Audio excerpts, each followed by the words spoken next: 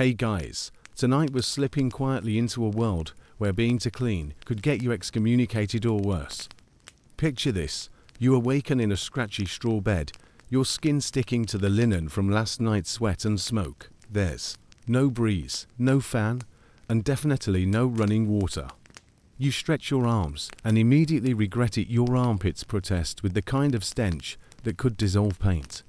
You reach for your wash basin, only to remember it holds yesterday's greasy rinse water. And even if you wanted to bathe properly, the church down the road has thoughts, strong, condemning thoughts. You live in a time when bathing is not just discouraged, it's feared, policed, and in some places, outright banned. A warm bath, a luxury soaked in suspicion, a naked body. A battlefield between sin and salvation. You are not simply dirty, you morally dirty if you seek to scrub. So, before you get comfortable, take a moment to like the video and subscribe, but only if you genuinely enjoy what I do here. And hey, leave a comment with your location and local time, so we know where in the world we're quietly decaying together. Now, dim the lights, maybe turn on a fan for that soft background hum, and let's ease into tonight's journey together. You start your morning the only way a God-fearing 13th century soul knows how, by not bathing, not because you're lazy but because it's forbidden, suspicious, and, according to the bishop, dangerously close to lust. You were raised to believe water softens not just skin, but morals. That soaking your body also soaks your soul in temptation. And if you're a woman, oh, sweetheart, you don't want anyone thinking you single quotes fresh. You remember your mother whispering warnings in the dark. Keep clean enough not to shame the sheets, but not so clean they ask questions. She'd boil rose petals in vinegar and dab it behind your ears with a cloth, never letting you fully strip, and never, ever near a tub. The medieval world is not built for cleanliness. Bathhouses, once bustling during Roman times, have become breeding grounds for gossip and suspicion. After all, they require nudity, heat, and water, all things the local priest labels as invitations to sin.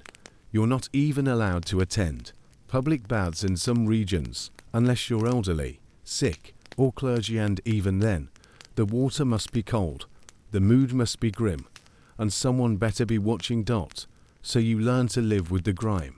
You embrace it, like a second skin, because everyone smells, and no one dares break the mold. That smell, it's piety. That layer of dirt on your ankles, modesty. That crusty underarm patch, devotion. Congratulations, you're spiritually resilient.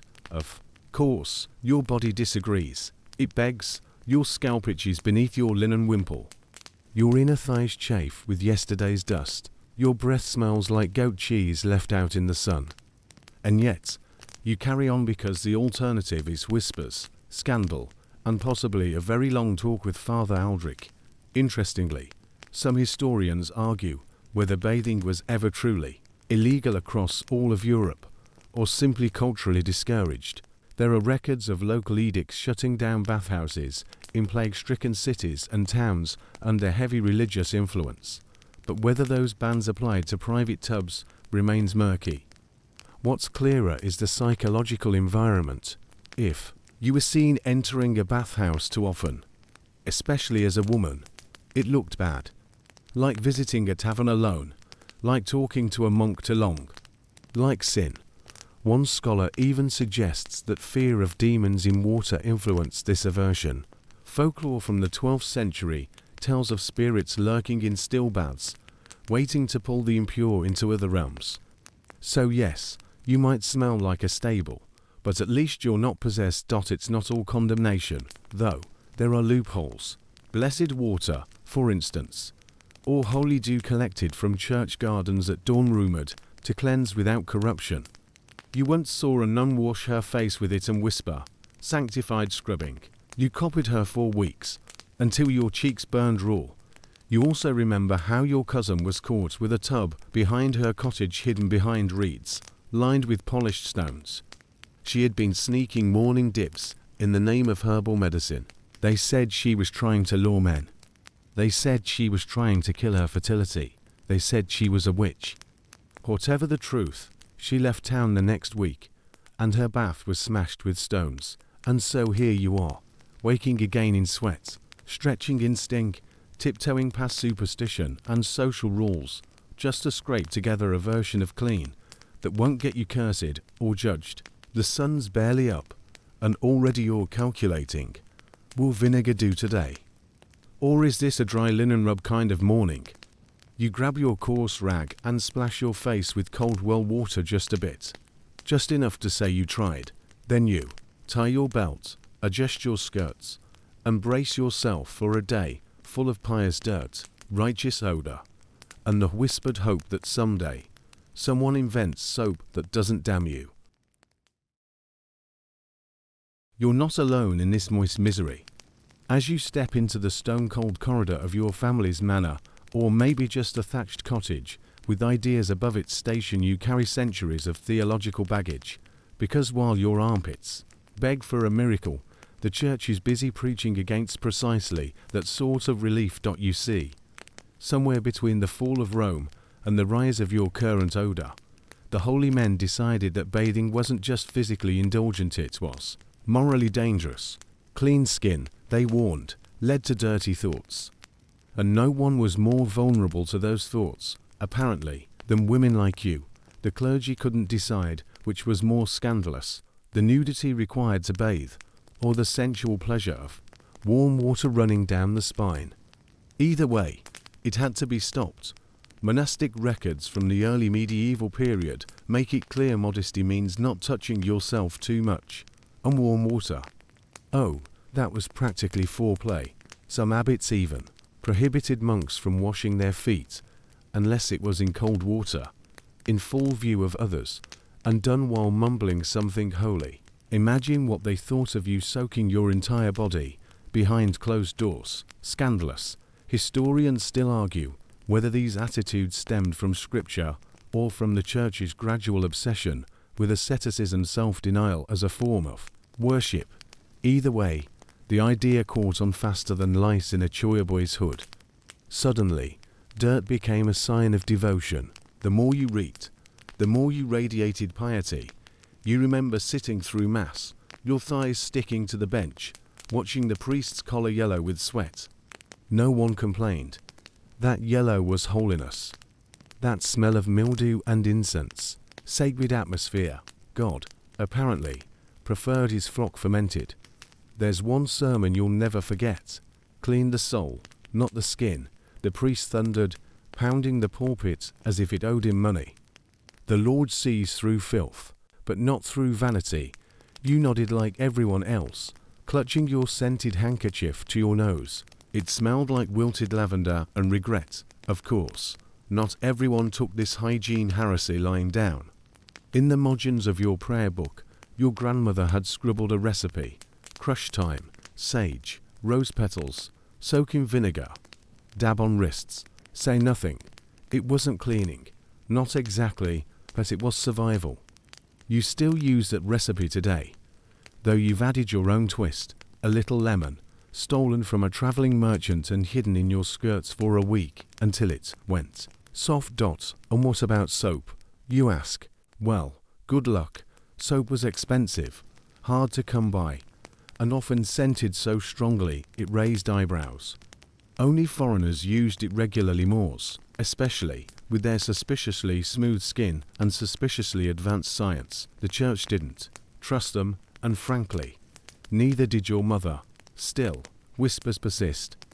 Whispers about queens who kept private tubs behind velvet screens, about duchesses who employed secret skin polishers from the East, about monasteries in the Italian hills where monks brewed perfumed oils, and occasionally used them. Even the Pope, they say. Well, some popes was known to enjoy a discreet soak now and then, but only for health reasons, of course. Purely medicinal, definitely no indulgence involved. Just a man and his tub and his 15 assistants pouring warm milk over his limbs while chanting psalms. You know, very holy stuff. You once overheard a friar mutter that water itself was a symbol of temptation. Eve bathed in the river before the serpent spoke, he said with a knowing nod, as if that explained everything. He also believed that sneezing released demons, so you took his opinion with a grain of salt and a clove of garlic, tucked into your bodice for protection. Interestingly, some early theologians debated whether angels could smell. If they could, the implications were dire. Did your scent offend heaven? Was cleanliness a form of vanity or an act of reverence? The answer, conveniently, depended on who you asked and whether you were female, because make no mistake, women bore the brunt of the stink stigma. Men could sweat in armor, roll in mud, and claim rugged holiness. But a clean woman, that smelled like seduction. You had to balance delicately between piety and pestilence. So you learn. You adapt. You wipe yourself with cloths dipped in vinegar and rosemary. You shake crushed herbs into your underlayers. You avoid scrubbing your skin raw, but you do it anyway, in private, praying no one catches the glint of your secret basin. Some mornings, you pass the village fountain and glance at the moss-covered stone where Roman women once bathed with freedom. That same stone now hosts a warning: clean bodies, filthy souls. The irony clings to your tongue like dust, and yet quietly, you wonder, if bathing is so dangerous, why does it feel so good? Why does your skin hum 4 hours afterward, like it remembers something holy that the church forgot? Tonight, as you lay down your rag and tighten your shift, you breathe deeply and think of forbidden water, of the heat it might carry, of the softness it promises, of the women, centuries ago, who bathed not out of vanity but out of defiance. You don't mean to stare, but when she walks past, trailing the faintest scent of jasmine and something sharp a clove, maybe you nearly trip over your own sandals. She's not a noble woman, not a queen, just a baker's daughter with a confident gait and the kind of skin that glows, just slightly, even in the dim torchlight. You know what that means.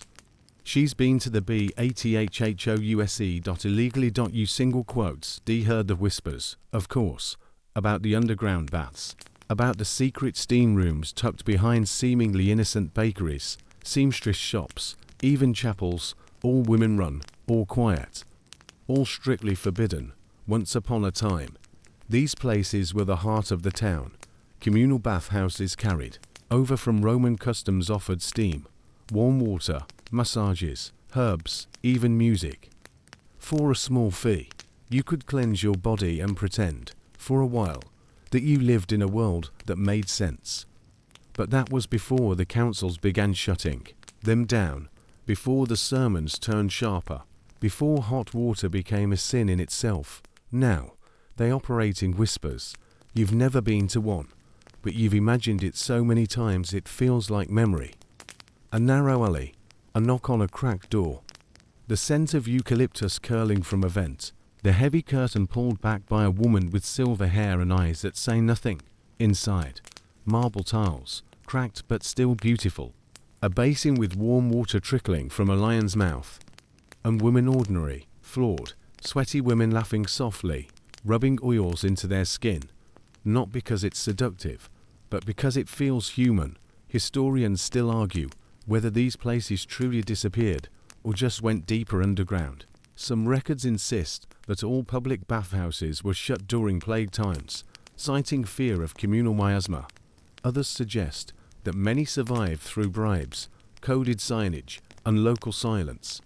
What's undeniable is that they became taboo, especially for women, because here's the thing: for men, public baths were suspect, but for women, they were scandal incarnate, the act of disrobing, of steaming skin, of being seen wet, that alone was enough to start rumors.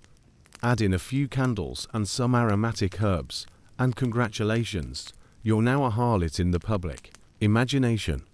Even if all you did was rinse your ankles and sip mint tea.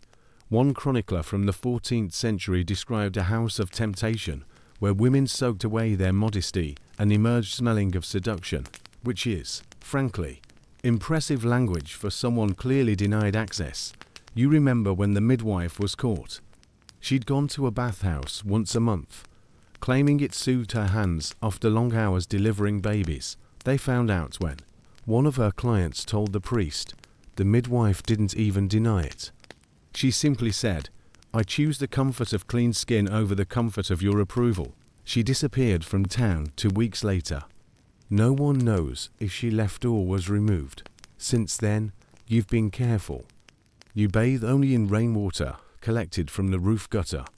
You heat it with stones, not fire, no smoke, no scent. You wash under the stars when even the dogs are sleeping, and your eyes constantly scan the shadows. You wonder sometimes how this all began. When did the bath become a battlefield? Some say it started with the fall of the Roman Empire, when clean water systems crumbled and disease took root in the pipes. Others say it was the church's war on flesh, any pleasure. Even the innocent, kind, had to be buried. Whatever the reason, you now live in a world where to be clean is to be watched. And still, bathhouses persist, quietly, discreetly, like mushrooms growing in dark corners. You once heard of a noble woman who built her private bath in a sealed-off wing of her estate. Only her most trusted maids knew. They brought in the herbs under sacks of grain. They carried water in wine casks. The bath itself was lined with smooth tile stolen from a Roman ruin, and above it hung a painted fresco of Venus, unbothered, a naked dot. That noble woman was later accused of sorcery, not because she conjured spirits but because she had clean feet during winter. In a world of crusty toes and pious grime, that was enough to raise suspicion. You think of this as you scrub behind your ears with a vinegar-soaked cloth, imagining the hiss of steam, the press of warm tile against your back. You long for water like a secret, not to seduce, not to sin, just to feel real again. You wonder, too, how many women have dreamed the same dream.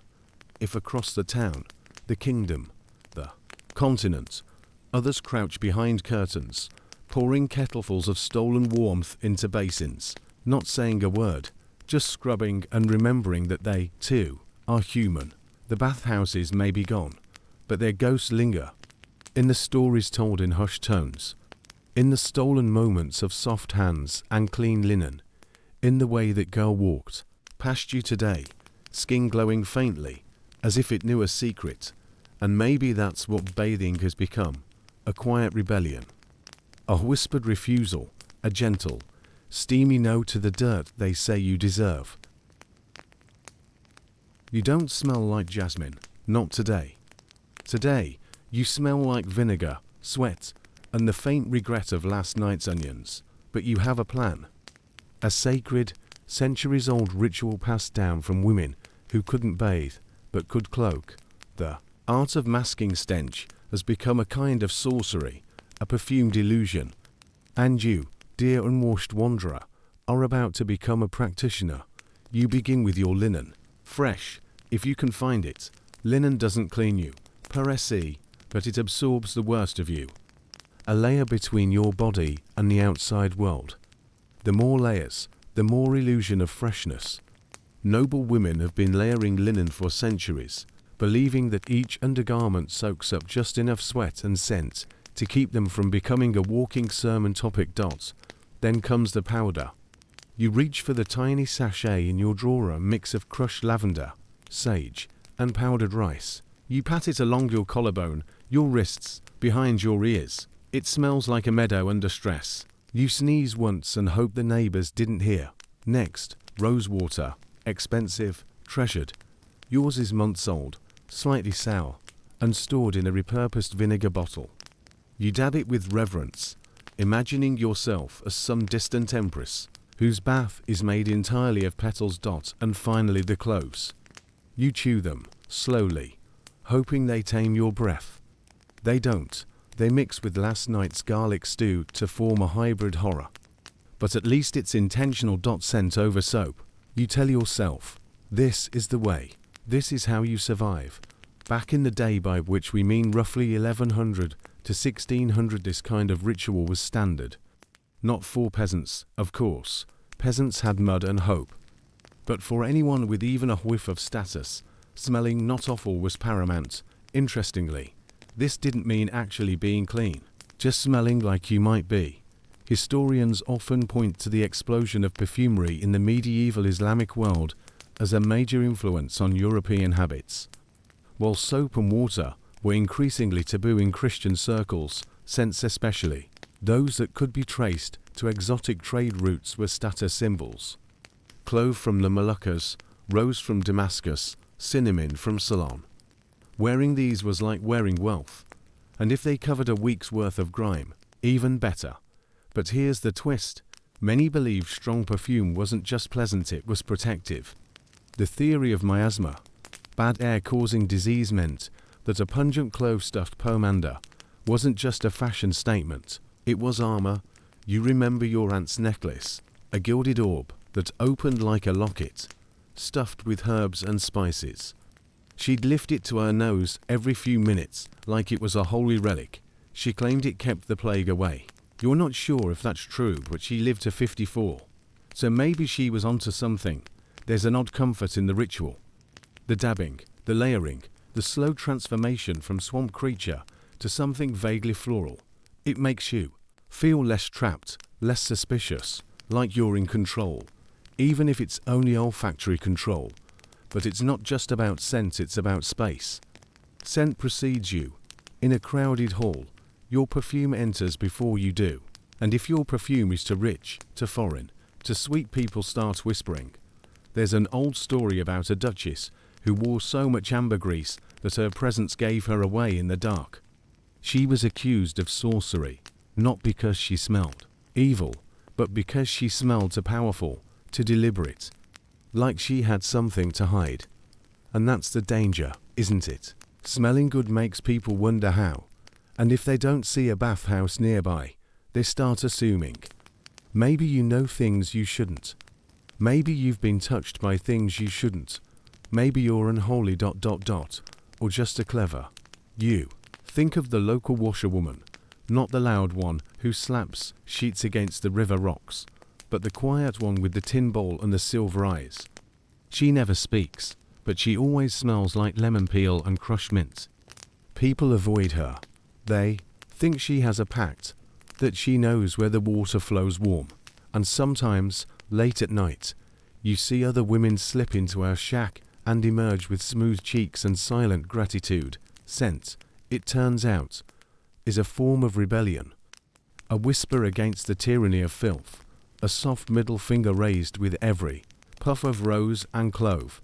You wear your perfume like defiance, like resistance, like dignity in a world that wants you musty and meek. Historians still debate whether this perfumed era was one of deception or innovation. Were people truly dirtier, or just better at hiding it? Did the fear of water really reduce bathing, or did people just stop talking about it? The answer, as always, depends on who was writing the records and whether they had something to gain from keeping women afraid of soap. You finish your routine and stand by the window. The wind lifts your veil slightly. A child runs past, holding a sprig of rosemary somewhere in the distance. Someone is boiling something fragrant. And for a brief, glorious moment you feel clean. You dress like a holy onion, layer upon layer, wrapped from neck to ankle in linen that's seen better centuries. Each garment presses against the next with all the grace of a mothball-scented sermon. And yet this is your armor, your cleanliness, your workaround. In this world where water is viewed with more suspicion than the devil in disguise, noble women have turned to fabric instead of soap. And not just any fabric cleansing linen, they call it, with reverence usually reserved for relics and relic hawkers. The idea is deceptively simple. If you can't wash your body, then trap the filth before it becomes public knowledge. You start with the innermost layer, a fine linen chemise, meant to hug the skin and absorb the worst of you: sweat, oil, stray hairs of frustration. Over that goes another layer, slightly coarser. Then a third. If you're feeling particularly sinful, add corset, petticoat, underskirt, overdress, bodice, sleeves, cuffs, fichu. By the end of it, Your skin has less contact with the air than a monk has with joy. You once heard a lady at court say, "If you can't scrub, smother," you suspect she was joking. Then again, her sleeves did creak when she moved. And it's not just the layers, it's the ritual of the change. In noble households, servants help their mistresses undress every few days not to bathe, heavens no but to swap linens. The outer garments may go weeks, even months, without a wash, but the inner layers, those are sacred, laundered with hot water, a rare mercy, hung in fresh air, beaten with sticks to drive out invisible demons. Historians still debate whether this layering practice truly cleaned the body or simply delayed the inevitable. Some argue that linen's natural wicking ability helped reduce skin infections. Others say it was psychological. If you felt clean beneath the grime, maybe you'd sin less. A kind of textile confession. But you know the truth. It's all for appearances. At court, to smell neutral is a power move. To show no sweat, no shine, no stain, that status. A noble woman with a fragrant underarm is a woman of mystery. How does she manage it? Magic, money, maids with secrets. You recall a whispered story of a duchess who had her linens boiled in rosewater and crushed pearls. Not for cleanliness, for prestige. When she walked through the banquet hall, she shimmered slightly. Rumor claimed her chemise cost more than a knight's ransom. The knight, presumably, was never consulted. Meanwhile, downstairs in the servants' quarters, your fellow maids scrub themselves raw with coarse soap and leftover gruel. Water. No one notices if they're clean or not. They're expected to stink. It's only the noble stench that raises eyebrows. But linen isn't foolproof. After a week of heavy wear, it starts to betray you. The underarms yellow, the hems stiffen, the collar begins to smell like betrayal. That's when the real art begins. You've learned to rotate, to press, to perfume the seams. One noble woman you once served had her undergarments sprinkled with powdered orris root, stored in a cedar chest with cloves and crushed bay leaves. She claimed it kept her fresh as virtue. You later found a dead rat in that same chest. Perfumed to high heaven, the absurdity of it doesn't escape you. All this effort to appear clean, when a single bath could do the trick in minutes. But here, appearance is everything. To sweat openly is to confess weakness. To bathe is to tempt fate. To be clean is to be dangerous. And yet, the body rebels. No matter how many layers you don, it finds a way to speak. A rash here, a boil there, a blister that bursts through lace like a scandal at court. That's when the doctor is cold. He frowns, he tuts. He prescribes leeches or vinegar compresses. But never a bath. Instead, he recommends linen. More of it, tighter, whiter, holier. There's a kind of poetry in it, you think. The idea that a woman can be purified by cloth. That enough layers can erase the sin of sweat. You wonder if priests ever considered wrapping their souls in chemises to avoid confession. But it's not just fabric. It's performance. The way you move. The way you don't move too much, lest a scent escape. The careful posture that says, "I am untouched by labor, by lust, by lie soap." And maybe that's the point. Maybe in a world where bathing is sign, to seem clean is the greatest performance of all. You finish dressing. Your sleeves rustle like parchment. Your bodice presses against your ribs with the urgency of unspoken truths. You are ready, not clean but concealed. As you step outside, you pass a peasant woman scrubbing her child at the well. The child shrieks with joy. The woman smiles. You both know she's committing no sin, just surviving, but she has no chemise worth stealing, no layers to hide behind, just water, and, ironically, more freedom than you'll ever be allowed to smell like. You rise before the rooster, not because you love mornings, no one does, but because the river doesn't judge at sunrise. You wrap your shawl tightly, clutching your bucket and your cloth and your secret. The path down to the water is muddy, cluttered with broken roots and early fog. You move silently, like a thief, because in many ways, you are one. You are stealing a bath. This is how peasant women survive. Not with perfume, not with powder, not with ambergris-soaked corsets or 13 layers of linen armor. But with risk. You duck under a low branch and reach the riverbank. The water glimmers dully, mist rolling across its surface like breath on a mirror. It's freezing and full of things that might crawl or bite or suck. Still, you roll up your skirts, kneel, and begin. You splash just enough to loosen the grime. You scrub behind your ears. You dare to lift your blouse and clean beneath, just a bit. The cold water bites like penance, but it's the only thing that makes you feel human. You know the rules. If you're caught, it's not just embarrassment, it could mean shame, or punishment, or a lecture from Father Thomas about the dangers of vanity, or worse, a visit from the midwife, who doubles as moral police. Historians still argue how much peasant bathing was truly banned versus simply frowned upon. Some claim rural women bathed regularly in rivers, especially in warmer months. Others argue it was less about law and more about watchful neighbors and gossip. You've felt both. The law might not say no, but the townswoman's eyes do. You remember when Marta, red-haired Marta, with the laughter loud for church, was spotted, bathing in the stream, alone, at dusk. The whispers started the next morning. The butcher refused her coin. The baker forgot her order.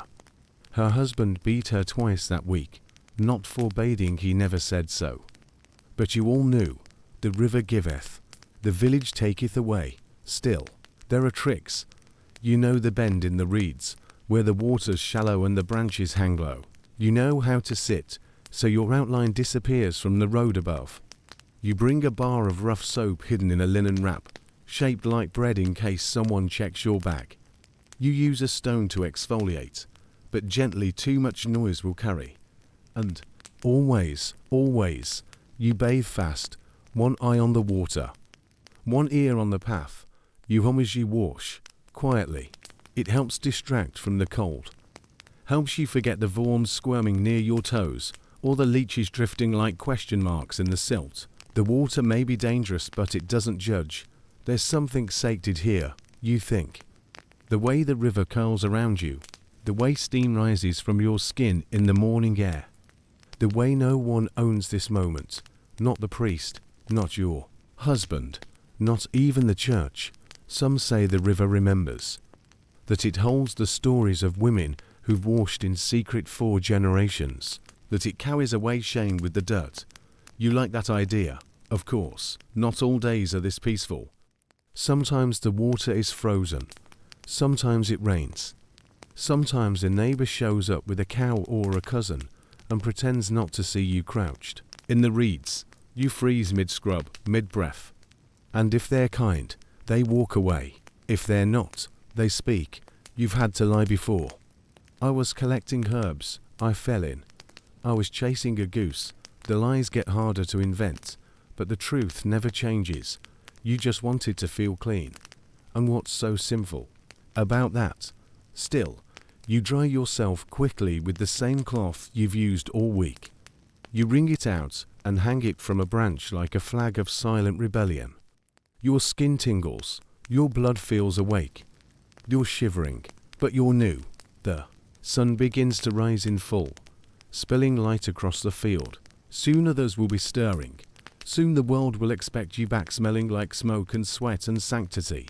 But for now, you are alone, free, wet, and forgiven. As you slip back up the hill, hair still damp beneath your bonnet, you feel a strange pride. You've beaten the system. You've scrubbed shame from skin they wanted you to keep stained. You've taken a risk, yes, but one that makes you feel real again. There's a hollow tree near the road. Inside it, hidden beneath leaves, is a jar you left last spring. It holds dried mint, sage, and a little soap wrapped in oiled cloth. To keep it from the damp, you check it. Still there. You smile. It's not much, but it's yours. And when you reach your doorstep, dirt on your shoes, cheeks flush from cold, you catch your reflection in the iron kettle. For a moment, You look like someone else, someone cleaner, braver, truer. You press your hands together and whisper not a prayer, not really. Just a promise to the river that you'll return, that you'll keep coming back, no matter how many whispers try to stop you, because in a world of punishment, shame, and dry skin, the river is still mercy. They warn you early, and they warn you often. Stay out of warm water, girl, unless you want to boil your womb like a stew pot. You hear it before your 10th birthday. From your mother, your aunt, your neighbor who smells like dill, and fear, too. Much heat opens the body. They say let the warmth in, and your future children will pour out. They say it with a mixture of dread and certainty, as if their own fertility depends on your shivering. And so, you begin to associate comfort with danger, pleasure with punishment. A simple bath becomes a gamble. Do you want to be clean? Or do you want to be a mother someday? Choose wisely, child. The belief that hot water damages the womb spreads like gossip at a market stall. Midwives whisper it to brides. Priests reinforce it from pulpits. Even the occasional healer, desperate to be believed, nods along. It's not just superstition, it's policy. Historians still argue whether this idea originated from Greco-Roman medical texts or from early Christian anxieties about the female body. Some cite Galen and Hippocrates, who viewed the womb as a fickle, mobile organ that could be scared upward or damaged by dampness. Others point to early church fathers who equated heat with passion and passion, of course, with sin. Either way, it sticks. You've seen the signs. Girls who bathed in secret, then struggled to conceive. Coincidence? Maybe, but the village doesn't believe in coincidence. It believes in caution, in cold water, in clenched thighs and dry towels. There was Clara, the butcher's niece, tall, willowy, with hair that shimmered even in the smoke of the fish market. She used to sneak into the bathhouse ruins near the orchard, soak in the mossy rainwater, and emerge with cheeks like rosebuds. Everyone envied her, until her wedding night. Months passed, then years, no children. She boiled her belly, they said. She was sent to live with cousins in the north. No one talks about her now. You can't help but wonder if it's all nonsense. But then you feel a sharp cramp in your side, and your thoughts betray you. What if it's true? What if your secret rinses have slowly silenced your future? It doesn't help that doctors, the ones allowed to speak, offer little comfort. One might say warm water loosens the blood. Another claims it agitates the womb, while a third warns that it can stir wandering thoughts in young girls. You begin to suspect no one knows anything, but everyone pretends to. And the irony, of course, is that men don't seem to have the same rules. They sweat freely, bathe when they like, soak their aching limbs after a hunt or a brawl. Their virility is never questioned. But for you, a little heat is a liability. A little steam is a scandal. A bath is an assault on your future. So you compromise. You heat the water just enough to avoid ice. You sit on the edge of the basin, never submerging. You wash your legs with a cloth and hope that the warmth doesn't rise. You dry yourself immediately. You say a quiet prayer to St. Anne, just in case. You've heard rumors of fertility powders sold by old women near the city gates. Supposedly, they protect against the heat. You tried one once. It smelled like chalk and thyme. You rubbed it across your stomach before bathing and ended up with a rash that lasted 2 weeks. You never used it again. Still, the fear lingers. It clings to your spine like damp wool. Every time your blood comes late, you wonder if you've done something wrong, if your moment of comfort in warm water has cost you a cradle. And yet, there are stories, quiet ones, of women who did bathe and had children anyway. Of noble women who soaked in perfume tubs while pregnant, of midwives who secretly encouraged warm rinses to ease pain and calm the spirit. Not all agree, but not all condemn. It's like a tide, beliefs flowing back and forth, never settling. One manuscript you saw in your cousin's manor, a dusty thing from Italy, describes baths for female constitution, complete with herbs, steam, and ritual. Strengthens the womb, it claimed. Draws out bad humors, the author. A monk. Go figure. You want to believe him, because you're tired of shivering, tired of cold cloths and colder warnings, tired of wondering if your body is a time bomb waiting to misfire. You've bathed 3 times this month, carefully, secretly, and now you sit near the hearth, warm and clean, feeling something dangerous and delicious rise inside you, not lust, not pride, but peace. Your womb is still here. Your blood still flows. You have not boiled. You are not broken. Maybe the body knows more than the whispers do. And so you begin to rewrite the rules. Just a little, you warm the water a bit longer. You soak your feet all the way to the ankles. You breathe in the steam and let it soften. Your fears. You are not reckless, but you are no longer ruled by superstition either, because deep down, beneath the layers of fear, you know something no one dares say out loud. A woman who is clean is not cursed. She's simply free. You've done it again. Bathed, quietly, dried yourself with a cloth that still smells faintly of mint and damp earth. Your skin feels like silk rubbed over stone, cleaner than usual, softer than expected. But now comes the hard part, the pretending. You know the look, the sideways glance, the lifted nostril, the sniff, not even subtle. Just enough to say, you don't smell like us. Why? You felt it at the bakery, outside church, in the vegetable line. And worst of all, from other women. You're to clean. It should be a compliment. But it isn't, because somewhere along the way, bathing stopped being innocent and became suspicious. Especially for women. It's not written in law, of course, but in unspoken rules, in smirks, in the way a man's voice drops when he says she's always fresh, in how women are told to be modest, quiet, humble, and preferably a little dusty.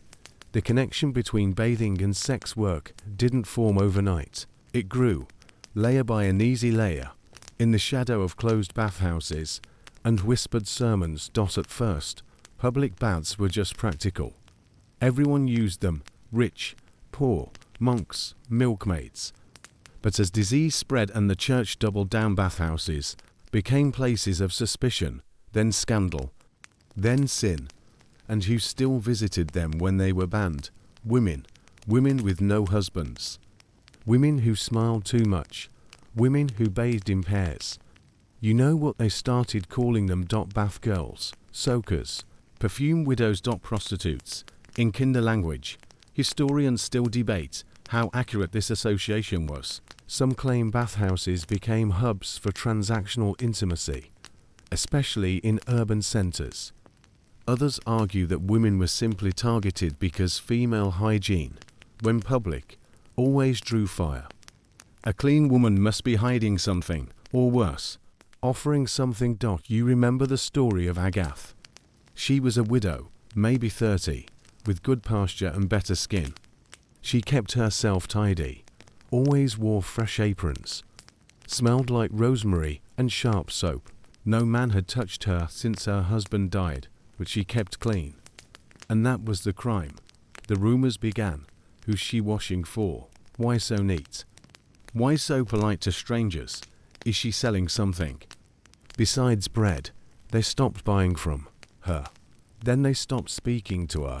One day, her home was vandalized just a little. A few broken jars, a cruel note, but enough. She left town by moonlight. No one helped. No one asked. You think of her every time you rinse your neck, every time you comb oil into your hair and tuck it beneath your bonnet. Because here's the twisted paradox. You're expected to be clean enough to be decent, but not so clean you seem available. A man can bathe twice a week and be praised for discipline. A woman, suspicion, arousal, punishment. So you hide it. You dirty your hands before market. Smudge ash near your elbows. Let your hair frizz. Anything to look appropriately unkempt. You once overheard a priest say, "A woman who smells too sweet invites the devil to sit at her table." You wanted to ask him what he thought of Mary Magdalene's perfume.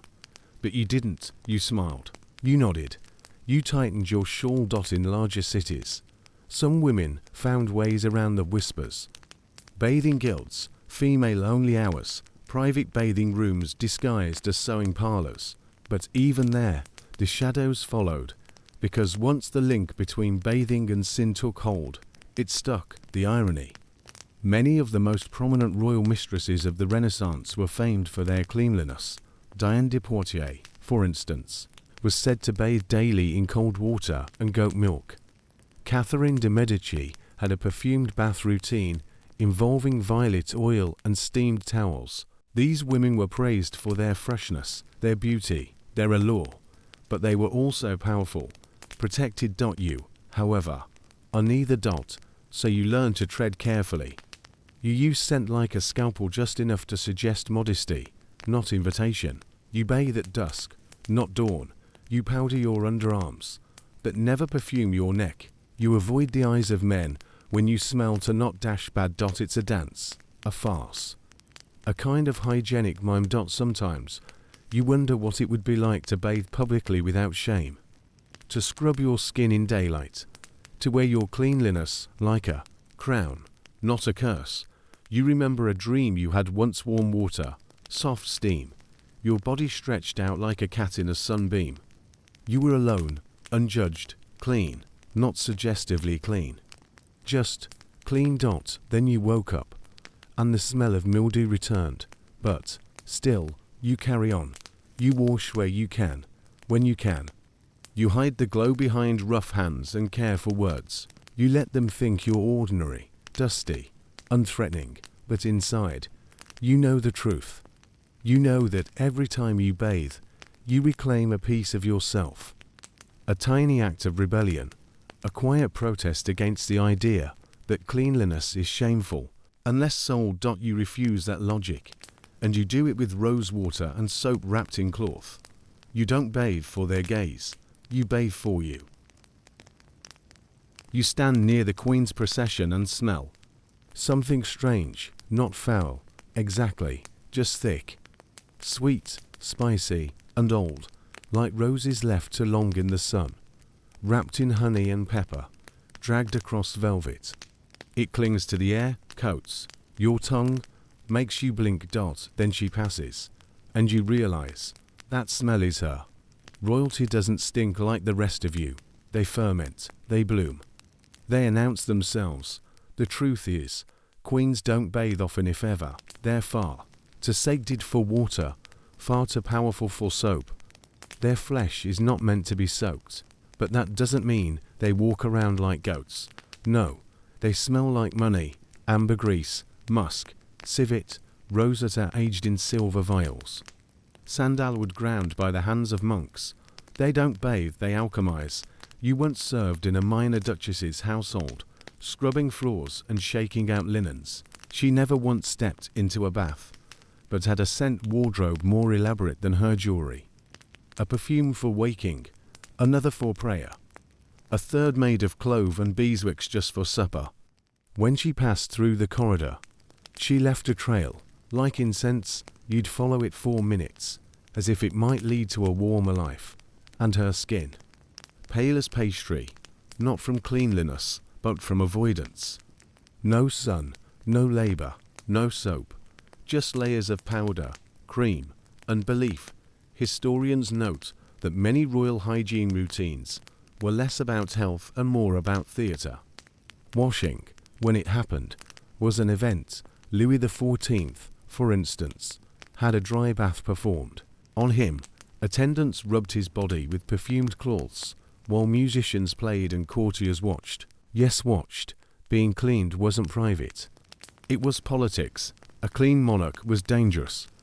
They smelled good and made people nervous. What secrets did they hide beneath that musk? What power did they exude with every petal-scented breath?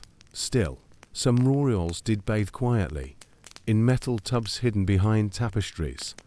Queen Isabella of Spain reportedly bathed once a year, whether she needed it or not.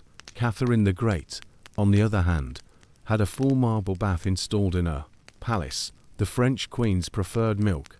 Cleopatra preferred honey and donkey's milk. But that's another empire, another myth. Even when they bathed, they never let the public know. Publicly, they were aloof from their bodies, perfect, immaculate. Their skin never sweated, their mouths never soured, their hair was always powdered, their underarms always scented. Their humanity a rumor. You once had the task of changing a noble woman's underlayer after she fainted from heat. As you peeled away the layers, the smell hit you like a fork.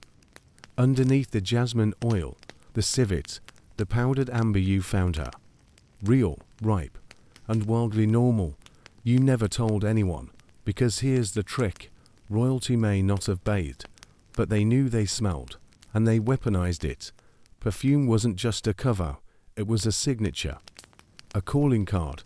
Some rulers even had custom scents made to mark their presence. Queen Elizabeth I was said to have her gloves perfumed so strongly that courtiers could smell her approach. A royal scent was part of their myth.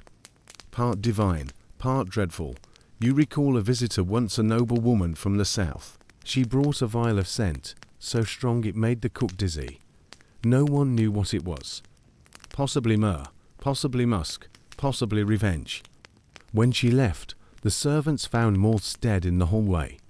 It was the closest thing to magic you'd ever witnessed.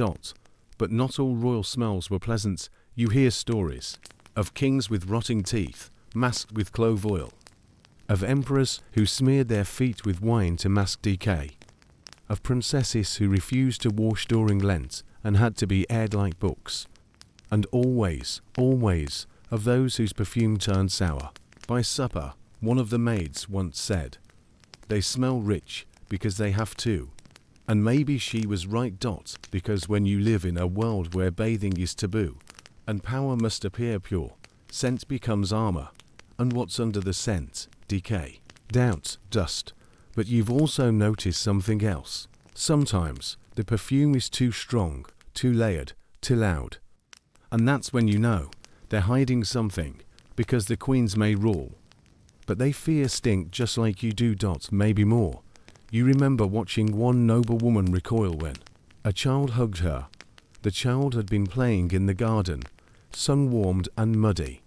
She smiled politely but then immediately called for rose vinegar and wiped her sleeves clean, as if touch might spread something. Maybe it could, because in their world, filth equals weakness, stink means loss of control.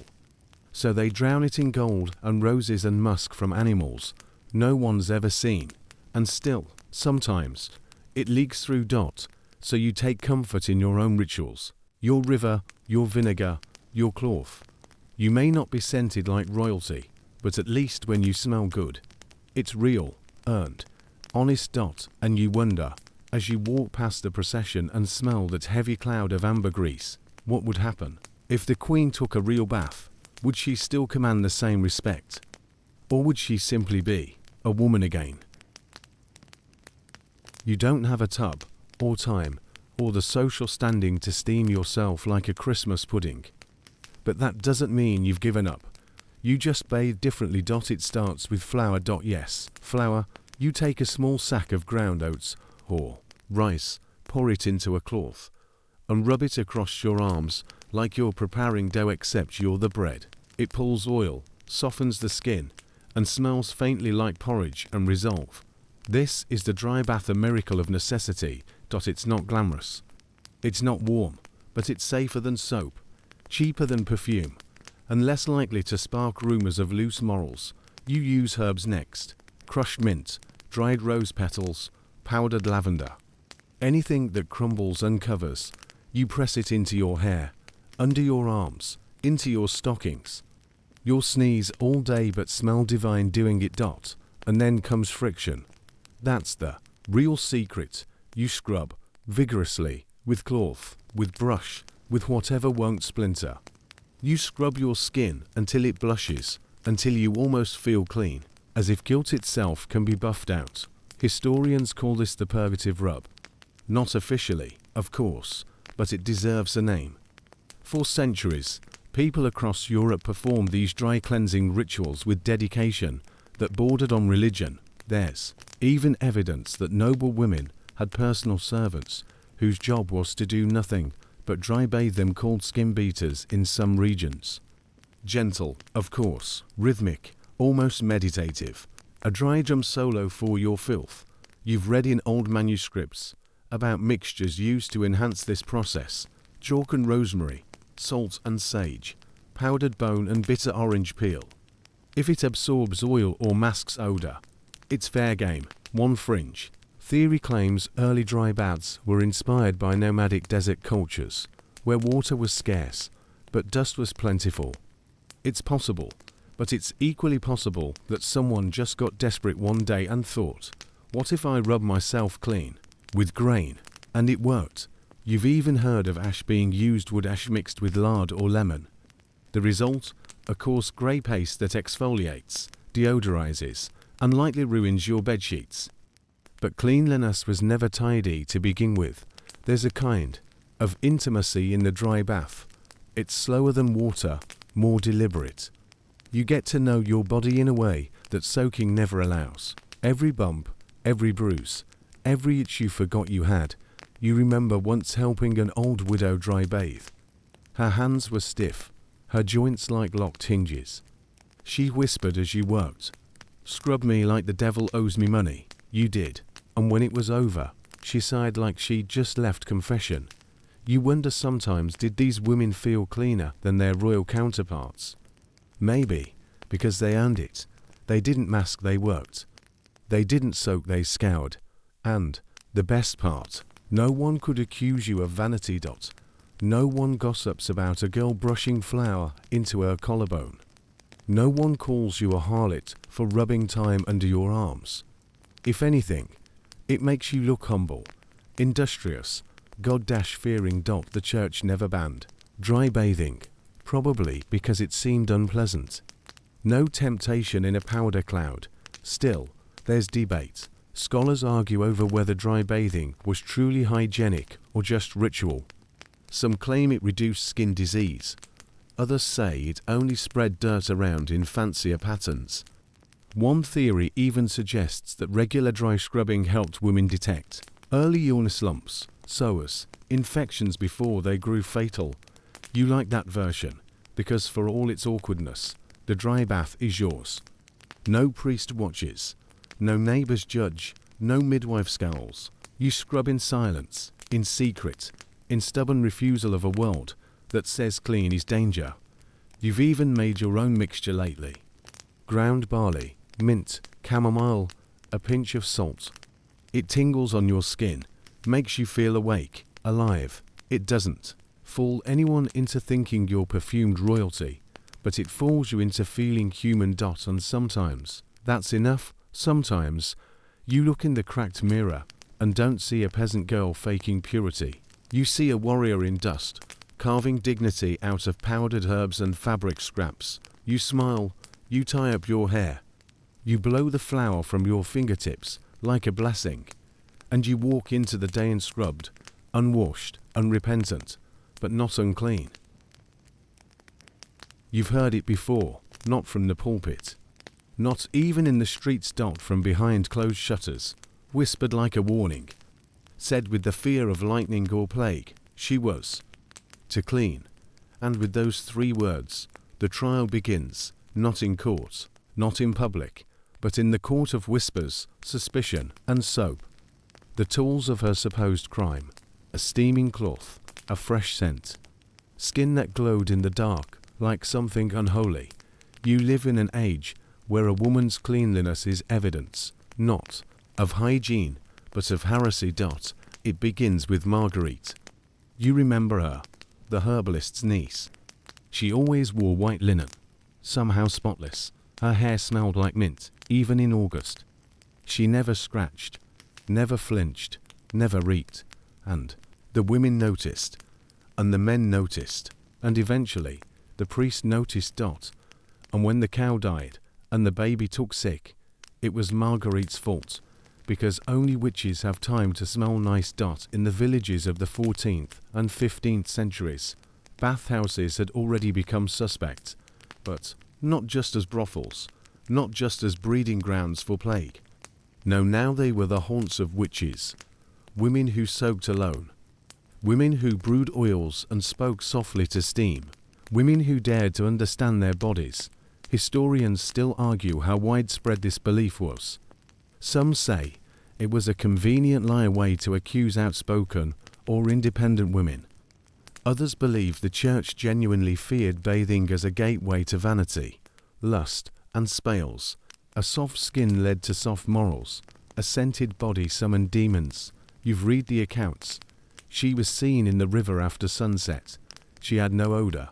Even after work, her hair dripped, but her soul did not repent. Evidence, apparently, one woman was burned because her neighbor claimed she saw herbs hanging above a copper basin. Another was drowned after rumors spread of her soaking in goat's milk beneath the moon. One widow simply used soap made with honey and was never seen again. And so the association sticks. Witch, washer, same thing. The bathhouse becomes a kind of coven. No cauldrons, just copper pots. No spales, just steam. But when fear rules a society, water becomes as dangerous as fire. You remember when the old woman down the lane was dragged from her cottage, not because she hexed crops or cursed babies, but because her hands were to clean, always pale, always soft. They said she boiled children's bones to wash in the broth. You'd seen her garden. It was rosemary and mint, but no one listened. You helped sweep her house after she vanished. There was no cauldron, no bones, just a single, folded towel still damp. That night, you burned your soap. You weren't alone. Across the countryside, women destroyed their wash supplies. They poured out the rose water, buried the oils, hid their basins behind firewood stacks. Better to stink than to burn. Some bathhouses became churches. Others were simply shuttered and left to rot. You passed one once. Years later, its tiles were cracked, its benches covered in dust. But when you leaned close, you could still smell lavender. Ghosts, you thought. You wonder how many women died for the sin of softness. How many were accused, not because they were witches, but because they dared to not reek. Because in a society where filth is virtue, cleanliness is rebellion, you began to rub ash behind your ears, dirt under your nails. You learned to sweat a little more in public, to limp when necessary, to let your headscarf fray. Survival smells like mildew, and yet, secretly, you've kept your own basin, hidden in a hollow beneath the floorboards. You use it only on moonless nights. You boil water with rosemary, and you scrub until your skin reminds you it exists. You do it not for vanity, not even for comfort, but for truth, because you are not a witch, you are a woman, and your scent does not determine your soul. Still, you sleep lightly, because you know the truth. The next time a child falls ill, or a goat births wrong, or a man grows jealous, they'll check your hands. And if they're too smooth, to clean, to deliberate. The river may not save you. You don't speak as you pass the kitchen. You nod, maybe smile if the cook looks your way, but you keep walking. You carry the folded linens in your arms like you're taking them to be mended, which you are. Except these linens smell faintly of citrus. That's the trick. You've learned the language of silence, of nods, of quiet exchanges that mean much more than they appear. Because in this house, in this town, even in this kingdom, cleanliness is never public. It is whispered. And the maids, the maids, they're the keepers of that whisper. It starts with a glance, a stain noticed on the hem, a puff of powder that clings to a collarbone, a perfume that's too fresh for a Tuesday. That's when, you know, that's when you approach. And if you're trusted, if you don't gossip, if your coins are small and quiet, you're invited in. To the underground hygiene network, not a rebellion, not a movement, just a quiet web of servants and women noble and common who want to feel like themselves again without starting a witch trial. It's mostly done in service quarters, near the kitchens, behind the stables, rooms that are too dull for suspicion, and inside, simple miracles occur. A warm cloth, a sliver of soap wrapped in linen like a pastry, a bowl of rainwater filtered through clean straw. A girl with deft hands, and no questions. You sit, she scrubs. You leave a coin. No names. Historians still argue how widespread these secret practices were. Some call them myths, romantic inventions by later writers. Others insist they existed, passed down orally, through diaries and coded recipes. One researcher even found a 16th century servant's manual that included a page titled On Discreet Freshening. That page had a watermark, shaped like a tulip. You believe it, because you've been freshened, quietly, without guilt, without candles or sin or accusation. The girl used warm rosemary water. She dabbed your face, your neck, the curve behind your ear. She powdered your wrists and combed your hair until it felt like something soft again. She didn't speak, and neither did you, but when it was done, you smiled, and she smiled back. You gave her a coin and a small string of beads. She took it without thanks. That's part of the agreement. You know now how many others go? The lady of the manor, under cover of darkness. The priest's niece, pretending to deliver bread. Even the midwife, who arrives barefoot, face flushed, hands raw. It's not about beauty, it's about control. When the world denies you the right to feel clean, to feel whole, finding even one space where that's possible, where water touches your skin without accusation, is an act of resistance. But it's not without risk. You've heard of girls being dismissed for a helping. Too close to vanity, they say. To many rumors, one was flogged, another banished to a nunnery. Still, they keep helping. You've begun collecting your own supplies, quietly.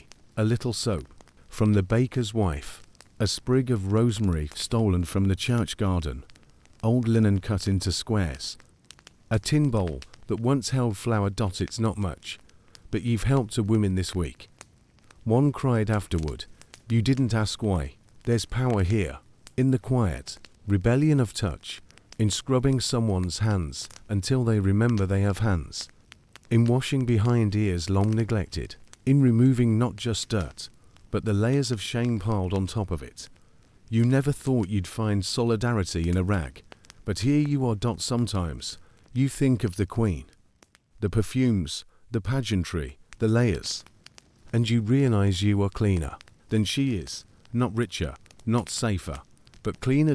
Because when you clean yourself in secret, with no one to see or praise or condemn, it is not for vanity. It is for freedom.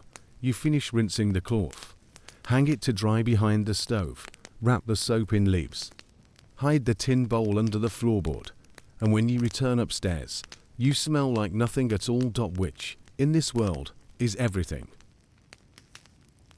You meet her in the market, by the herb stall. She doesn't advertise, she doesn't make eye contact. But there's a way she lifts the sage, a way she places the chamomile next to the fennel. You know the pattern. You were told to look for it. She's what they call a sponge lady, not a title anyone says out loud. It's not written above her door. But if you knock at the right hour and mention your aching joints, she might let you in. And if you bring your own cloth, your own bucket, and an offering of dried thyme, no questions asked, you just might leave clean. She offers what others won't, not perfume, not linen tricks, but washing, real washing, without water. She works with sponges soaked in herbal vinegar, soft cloths scented with sage and marjoram, and warm stones to press into the skin. You sit in a chair, arms bare, knees cold, and she begins.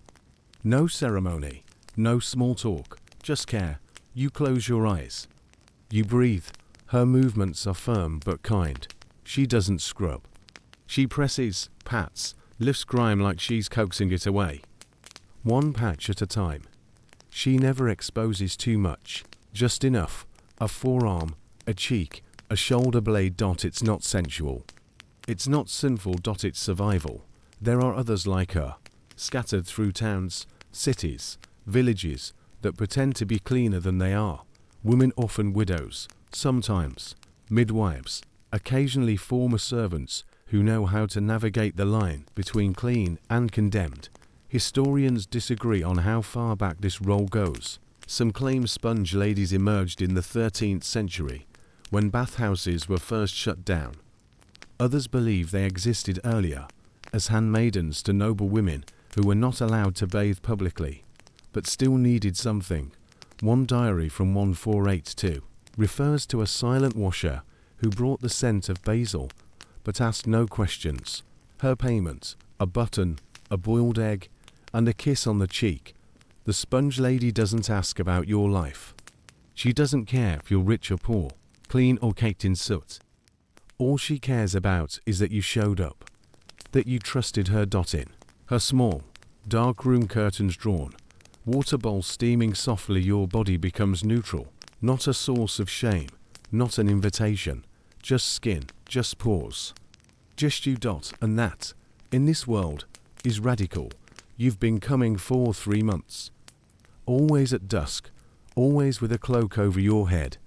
You say you're visiting a cousin, or delivering herbs. You let the baker's wife believe whatever she wants, because you know the truth. You're not indulging, you're healing. She's taught you tricks. Where to press pressure points. How to warm cloth with stones, which herbs mask body, odor without triggering suspicion. You write it all down in a tiny notebook hidden behind the fireplace brick. You've begun helping others, too, slowly, cautiously. A tired seamstress, a new mother, a girl too scared to touch water since the priest's sermon about demons in the stream. You pass her a sponge soaked in time and say nothing. This isn't a movement. It isn't rebellion. But it's growing. Sometimes you sit with the sponge lady and talk after the washing is done. After the bowl is emptied, she tells you stories of women who once had marble tubs and golden faucets, who now hide in back rooms with vinegar and cloth. She speaks of nobility who still wash, secretly, guarded by servants with long memories and longer silence.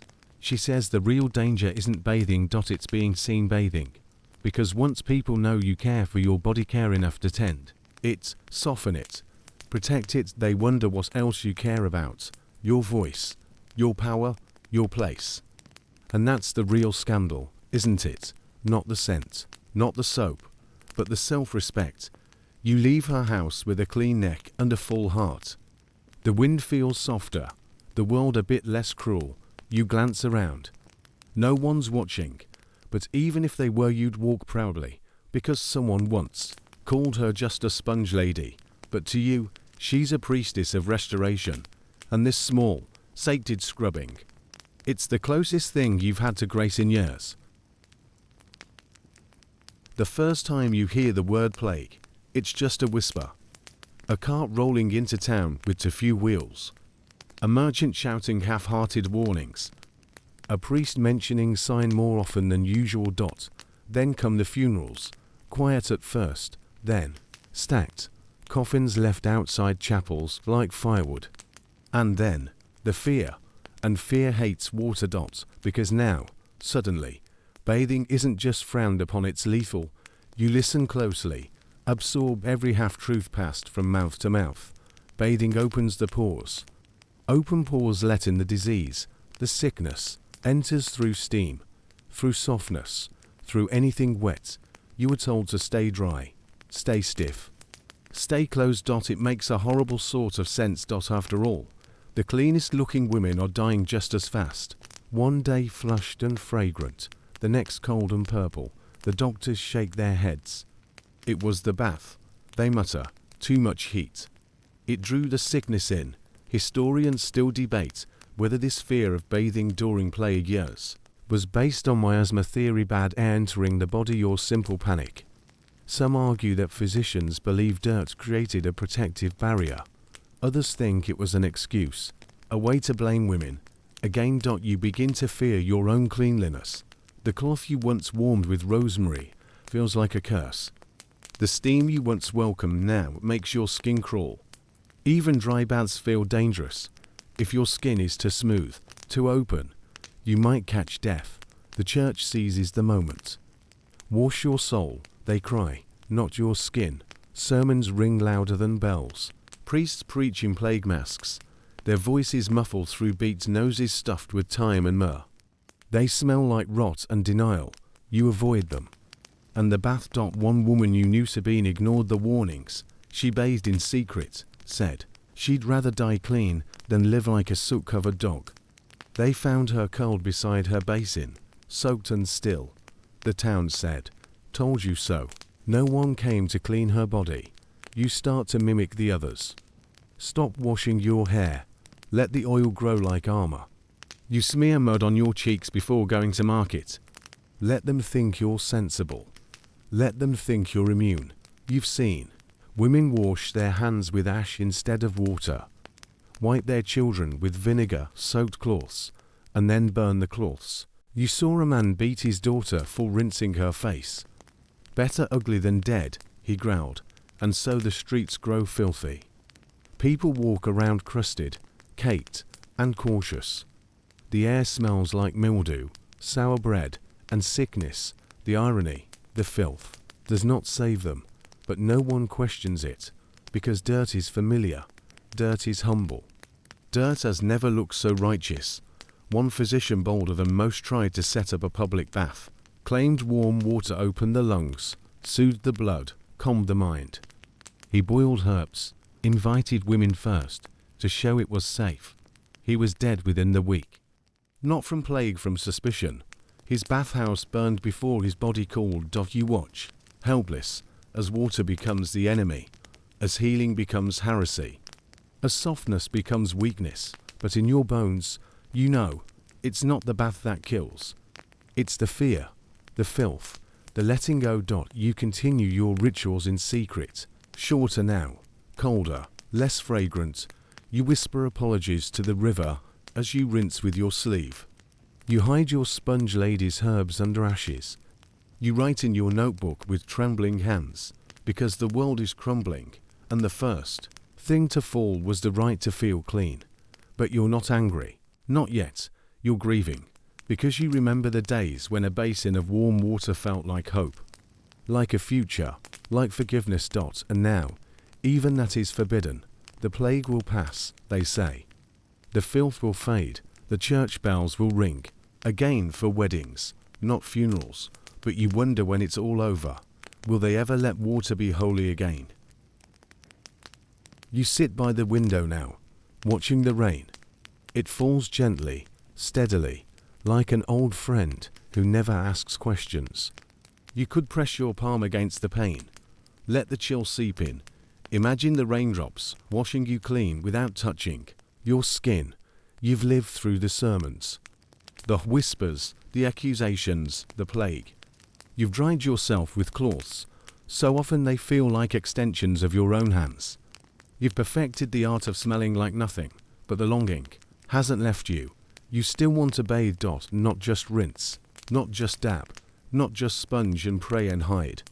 You want to sink, fully, freely, into water. It's not a fantasy anymore. The rules are changing, slowly, unevenly. In the cities, they're reopening the bathhouses, calling them bathing rooms, now less sinful, less suggestive. Some are run by apothecaries, others by midwives, some even by women like you, who remember what it meant to be afraid of soap. You hear stories of mothers bathing with daughters again, of men letting go of musk and rediscovering mint, of scented basins in public squares, of laughter returning to tiled rooms, once scorched by silence. It's not a revolution. It's quieter than that. More like Morse creeping back over stone. A damp rebellion. Historians won't call it an uprising. They'll mention the hygiene revival or post-plague domestic cleanliness trends. But you know the truth. You lived it. You watched women carry damp cloths like contraband.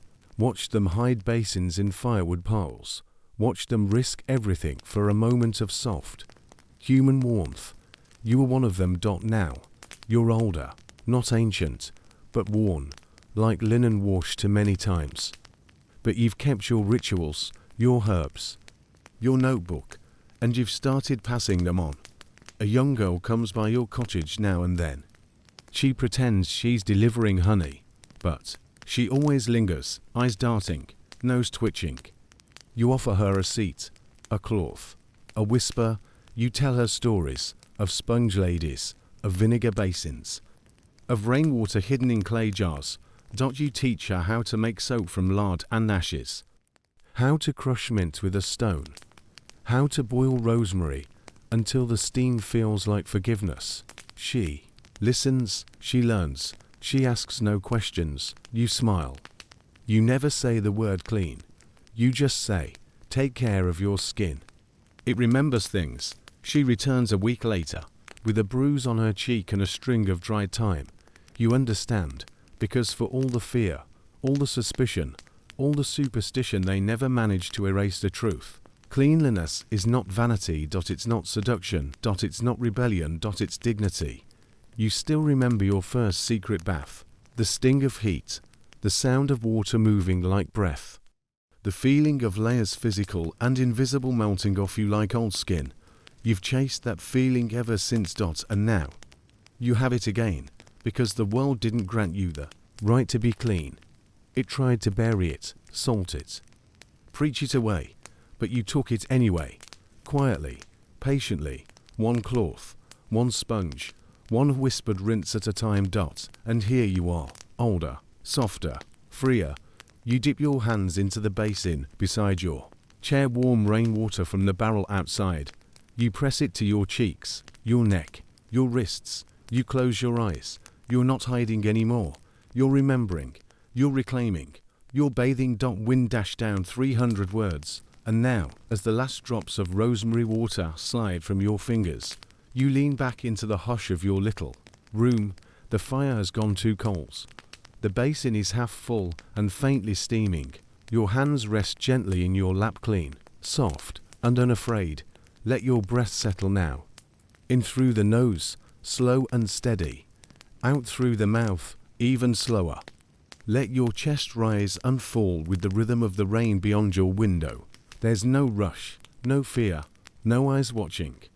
No rules here, only stillness. Think of the soft cloth, warm from the kettle, dabbing at your forehead, the scent of mint rising, the warmth crawling up your arms like a memory of sunlight, the sound of the bowl filling, then emptying, then filling again. You are safe here. Safe in your skin, safe in your silence, safe in the quiet rebellion of tending to yourself. There is no shame in water. There is no sin in softness.